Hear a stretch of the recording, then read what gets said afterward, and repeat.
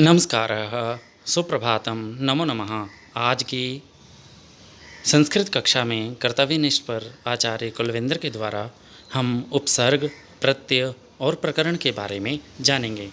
सर्वप्रथम उपसर्ग किसे कहते हैं?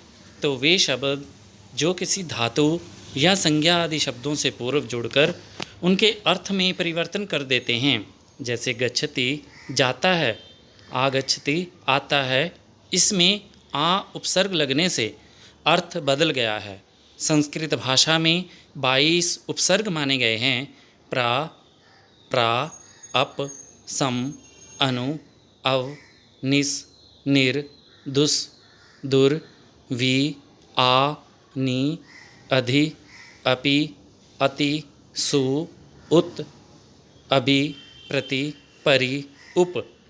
ये 22 उपसर्ग होते हैं जिन्हें संस्कृत में और हिंदी में हम शब्दों के आगे लगाकर उनके अर्थ बदल देते हैं।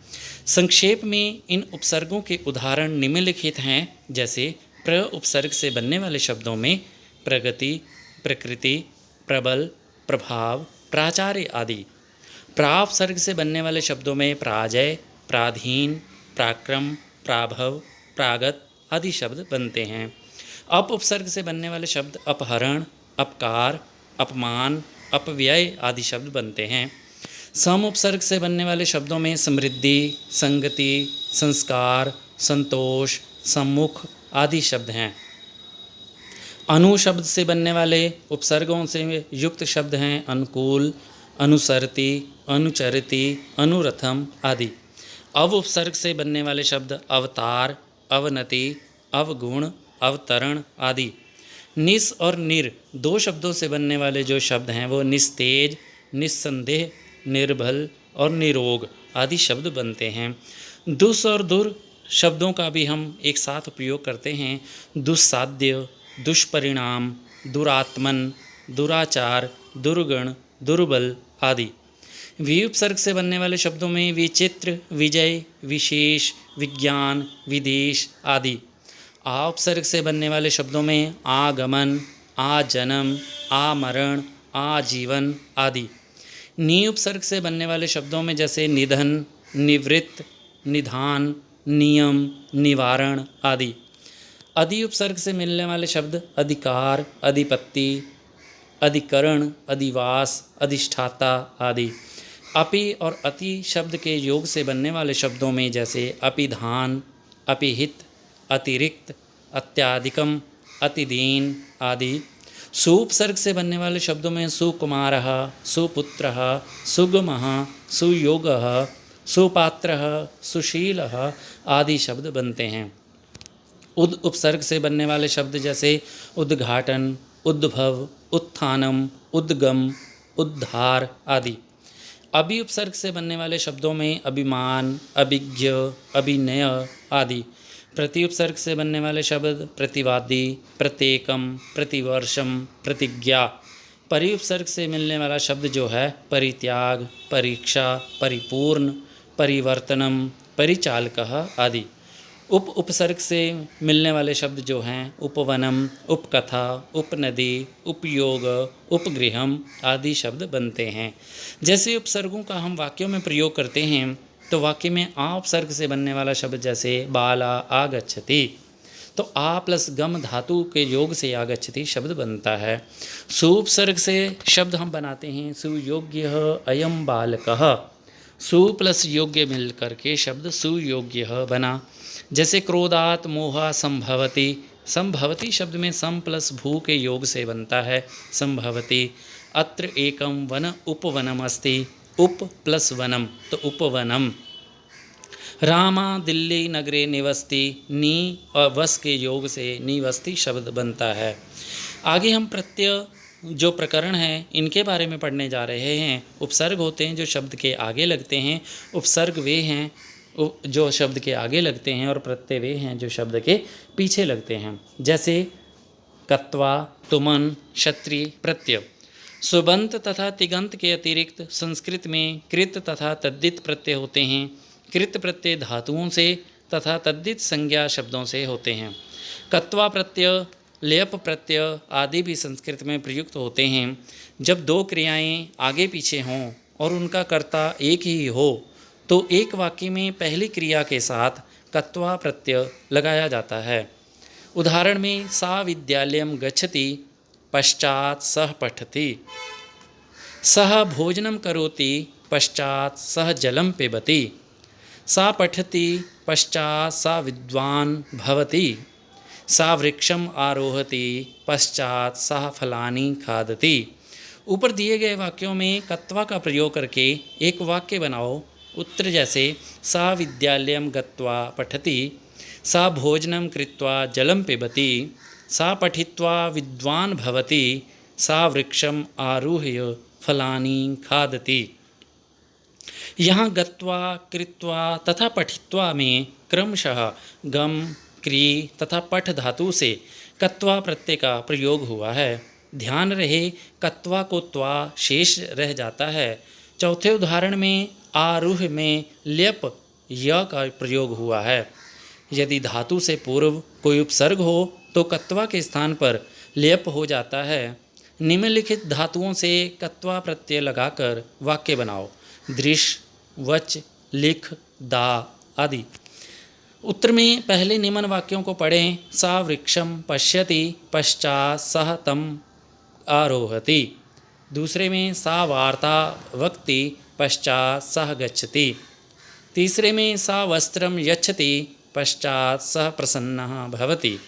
अब इनके दो दो वाक्यों के एक एक वाक्य बनाएं तथा कत्वा का प्रयोग करें। सा वृक्षम दृष्ट्वा तम आरोहति, सा वार्ताम उक्त्वा गच्छति, सा वस्त्रम दत्वा प्रसन्नः भवति। इसी तरह हम अन्य धातुओं से भी वाक्य बना सकते हैं। जैसे तुमन प्रत्यय का हम इस्तेमाल करते हैं तो यहाँ कर्ता के लिए भविष्य में की जाने वाली क्रिया का निमित्त वर्तमान में दूसरी क्रिया हो, वहाँ धातु के साथ तुमन लगाकर भविष्य की क्रिया का निर्देश होता है। जैसे सा विद्यालयं गच्छति, सा तत्र गत्वा पठिष्यति, सः पठति पठनेन सह विद्वान् भविष्यति। इनके स्थान पर तुमन का प्रयोग करते हुए एक वाक्य बनाओ। सः पठितुं विद्यालयं गच्छति, सा विद्वान् भवितुं पठति। इसी तरह निम्न वाक्य देखते हैं। सा पूजां कर्तुं मंदिरं गच्छति। कर्तुम शब्द जो है क्रिय से तुमन प्रत्यय के योग से कर्तुम शब्द बनता है।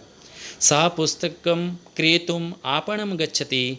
यहाँ क्रेतुम शब्द क्रिय प्लस तुमन धातु के योग से बना है। पितु आज्ञां पालितुम रामा वनं जाति। तो पाल प्लस तुमन जोड़ने से हमें पालितुम शब्द बनता है। तुमन प्रत्यय का तुम शेष रह जाता है। क्षत्रिय प्रत्यय का प्रयोग अब हम देखते हैं। जब कर्ता एक ही समय में एक ही साथ दो क्रियाएं कर रहा हो तो पहली क्रिया के साथ क्षत्रिय प्रत्यय का प्रयोग होता है और क्षत्रिय का अत शेष रह जाता है। पुल्लिंग में प्रायः अत के ता का ना हो जाता है। यथा सा हस्ति वदति च, सा हसन वदति, सा खादति चलति च, सा खादन चलति, सा रोदति आयाति च, सा रुदन आयाति। इन वाक्यों में हसन हस प्लस क्षत्रिय प्रत्यय और खादन में खाद प्लस क्षत्रिय प्रत्यय तथा रुदन में रुद प्लस क्षत्रिय शब्दों के योग में क्षत्रिय प्रत्यय है।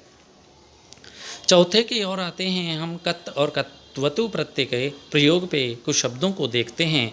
भूतकाल में लंग लकार के स्थान पर कर्तृवाचक में कत्वतु तथा कर्मवाच्य में कत का प्रयोग भी होता है। जैसे स अहसत के स्थान पर स हसितवान, स अगच्छत के स्थान पर स गतः, सा पत्रम अलिखत के स्थान पर सह पत्रम अलिखितवान, सा वृक्षम अपश्यत के स्थान पर तेन वृक्षः दृष्टः शब्द बनता है। यहाँ गतः व दृष्टः में कत प्रत्यय है। गम प्लस कतः गतः शब्द बनता है। दृश्य प्लस कत प्रत्यय से दृष्टः दृष्टः शब्द बनता है। इसी तरह हसितवान व लिखितवान में भी कत्वतु प्रत्यय है। हसितवान हस से कत्वतु प्रत्यय जोड़ने से और लिखितवान में लिख प्लस कत्वतु प्रत्यय जोड़ने से शब्द बनता है। अब कुछ उदाहरण हम और देखते हैं। जैसे प्रत्यय तालिका में कत जो शब्द है वो भूतकाल के लिए प्रत्यय का इस्तेमाल किया जाता है। गम प्लस कतः जोड़ते हैं तो गया हुआ, गतः शब्द संस्कृत में आता है। नम प्लस कतः नतः झुका हुआ, जन कतः जातः पैदा हुआ, खाद कतः खादितः खाया हुआ, श्रु कतः श्रुतः सुना हुआ, पा कतः श्रुतः सुना हुआ, पा कतः पीतः पिया हुआ, हस कतः हसितम नपुंसकलिंग हंसा गया, दा कतः दत्तः दिया हुआ। कत्वा का प्रयोग करते हैं तो गम प्लस कत्वा का जोड़ करके हम गत्वा जाकर अर्थ आता है। लब कत्वा जोड़ते हैं तो लबदबा शब्द बनता है जिसका अर्थ है पाकर। भू प्लस कत्वा जोड़ते हैं तो भूतवा बनता है। क्री प्लस कत्वा जोड़ते हैं तो कृत्वा बनता है। इनका हिंदी अर्थ भी साथ में दिया हुआ है जिसे हमें बहुत ही ध्यान से याद रखना है। श्रु प्लस कत्वा से श्रुत्वा, हस प्लस कत्वा से हसित्वा, लिख प्लस कत्वा से लिखित्वा शब्द बनता है। अब कत्वतु प्रत्यय से हम कुछ शब्दों को देखते हैं, जैसे पठ कत्वतु जोड़ते हैं तो पठित्वान, दा प्लस कत्वतु प्रत्यय जोड़ते हैं तो श्रुत्वान, खाद प्लस कत्वतु जोड़ते हैं तो खादित्वान, भुज प्लस कत्वतु प्रत्यय जोड़ते हैं तो भुक्तवान शब्द बनता है। लब प्लस कत्वतु जोड़ते हैं तो लब्धवान, प प्लस कत्वतु जोड़ते हैं तो पीतवान शब्द बनता है। तुमन के लिए तुम, भू प्लस तुमन भवितुम, क्री प्लस तुमन करतुम, श्रु प्लस तुमन श्रोतुम, नम प्लस तुमन नंतुम, गम प्लस तुमन गंतुम, जन प्लस तुमन जनितुम, लब प्लस तुम लब्धुम, कथ प्लस तुम कथितुम शब्द बनता है। अब कुछ कृदंत प्रत्यय हैं, इनके बारे में हम और पढ़ते हैं। जैसे कत, कत्वतु, क्षत्रि, शानच प्रत्ययों का हम इस्तेमाल कर चुके। वैसे ही कत प्रत्यय भूतकाल कर्मवाच्य में प्रयुक्त होता है, जैसे दत्तम, जाता, कृता आदि। दा प्लस कत प्रत्यय जोड़ते हैं तो दत्तम, जन प्लस कत प्रत्यय जोड़ते हैं तो जाता स्त्रीलिंग में शब्द बनता है। क्री प्लस कत जोड़ते हैं तो कृता स्त्रीलिंग शब्द में बनता है। मया भवनम द्विधा विभज्य दत्तम, मेरे द्वारा घर 2 भाग में बांट कर दिया गया। दूसरा वाक्य निर्णयम श्रुत्वा सा प्रसन्ना जाता, हिंदी में इसका अनुवाद है निर्णयम सुनकर वह प्रसन्न हुई। तीसरा सेंटेंस है जनई न्यायाधीशस्य प्रशंसा कृता, हिंदी इसकी हो गई लोगों द्वारा न्यायाधीश की प्रशंसा की गई। कत्वतु प्रत्यय में हम देखते हैं उदाहरण इसके, वह भी भूतकाल में प्रयुक्त होता है। सामान्यतः कर्तृवाच्य में इसका प्रयोग होता है, जैसे भाष प्लस कत्वतु प्रत्यय जोड़ते हैं तो भाषितवान शब्द बनता है। घोष शब्द में कत्वतु प्रत्यय जोड़ने से घोषितवान और भाष में कत्वतु प्रत्यय जोड़ने से भाषितवान शब्द बनता है। सा भूयो भाषितवान, घुष कत्वतु घोषितवान, आ उपसर्ग ज्ञ धातु णिच प्रत्यय और कत्वतु प्रत्यय के जोड़ने से अज्ञप्तवान शब्द बनता है। सा प्रथम भागम चित्रायै दातुम अज्ञप्तवान। क्षत्रि प्रत्यय के योग से हम कुछ शब्दों को देखते हैं, जैसे ये लिखा यह वर्तमान काल में हो रही क्रिया के अर्थ में प्रयुक्त होता है। घोष प्लस क्षत्रि प्रत्यय के जोड़ने से घोषयन शब्द बनता है। घुष प्लस क्षत्रि से घोषयन शब्द बनता है। तौ निज अधिकारम घोषयन्तौ, तो घोषणा करते हुए। आगतौ क्षत्रि मैंने करता हुआ। अत अन, क्री से क्षत्रि प्रत्यय जोड़ते हैं तो कुर्वन शब्द बनता है। पा प्लस क्षत्रि प्रत्यय जोड़ने से पिबन शब्द बनता है। पठ से क्षत्रि जोड़ते हैं तो पठन, दा से क्षत्रि जोड़ते हैं तो ददत, श्रु से क्षत्रि प्रत्यय जोड़ते हैं शृण्वन और हस से क्षत्रि जोड़ने पर हसन, भू से क्षत्रि जोड़ने पर भवन और लब से शानच प्रत्यय लगाने पर लभमान शब्द बनता है, जिसका अर्थ है प्राप्त करता हुआ। ब्रैकेट के अंदर दिया हुआ इसका हिंदी अनुवाद छात्र स्वयं ही इसे अच्छे से पढ़ेंगे, ताकि शब्दों के साथ ही साथ हमें हिंदी का अनुवाद भी इनका अच्छे से स्मरण रहे। तो शानच प्रत्यय की ओर हम पढ़ते हैं तो वर्तमान काल में आत्मनेपद में प्रयुक्त होता है। वी उपसर्ग वद धातु से शानच प्रत्यय लगाने से विवदमान शब्द बनता है। तौ तथैव विवदमानो, विवाद करते हुए। न्यायालयम आगतौ। स्त्री प्रत्ययों में कुछ और प्रत्यय आते हैं, जैसे पुरुषवाचक शब्दों में टाप का आ बचता है, गीप गीश का ई बचता है। प्रत्यय लगाकर स्त्रीवाचक शब्द बनते हैं। जैसे टा प्रत्यय के उदाहरण में छात्र प्लस टाप से छात्रा, देव प्लस गीप से देवी, श्रुत प्लस टाप से श्रुता, नद प्लस गीप से नदी, अंतिम प्लस टाप से अंतिमा, पुत्र प्लस गीप से पुत्री शब्द बनता है। ब्रैकेट के अंदर जो आ ई लिखा है, बाद में इन प्रत्ययों का यही शेष रहता है जो मूल शब्द के साथ जुड़कर ये शब्द बनाता है। आज की संस्कृत कक्षा में आप सब ने अच्छे से संस्कृत के प्रत्यय और उपसर्गों के बारे में पढ़ा। आपका पुनः धन्यवाद। अग्रिम वीडियो में हम फिर से मिलेंगे। धन्यवाद।